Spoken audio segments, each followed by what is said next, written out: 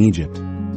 Then Joseph died, and all his brothers, that whole generation. But the children of Israel kept on reproducing. They were very prolific, a population explosion in their own right, and the land was filled with them. A new king who didn't know Joseph.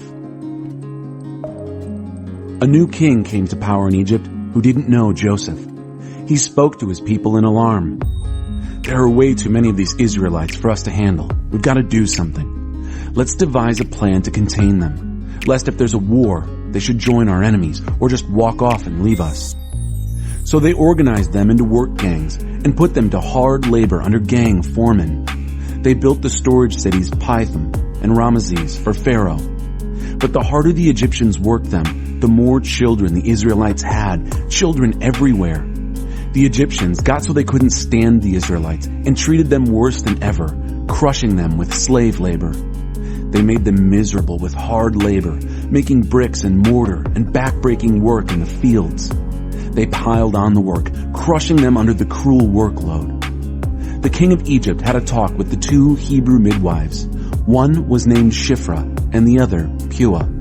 He said, "When you deliver the Hebrew women, look at the sex of the baby. If it's a boy, kill him. If it's a girl, let her live." But the midwives had far too much respect for God and didn't do what the king of Egypt ordered. They let the boy babies live. The king of Egypt called in the midwives.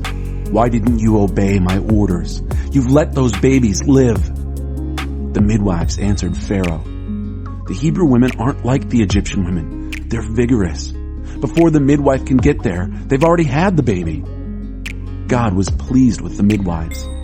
The people continued to increase in number, a very strong people. And because the midwives honored God, God gave them families of their own.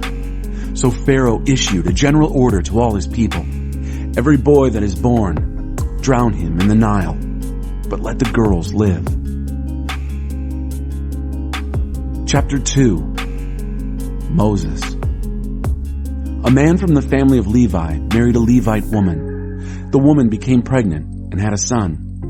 She saw there was something special about him and hid him. She hid him for 3 months. When she couldn't hide him any longer, she got a little basket boat made of papyrus, waterproofed it with tar and pitch, and placed the child in it. Then she set it afloat in the reeds at the edge of the Nile.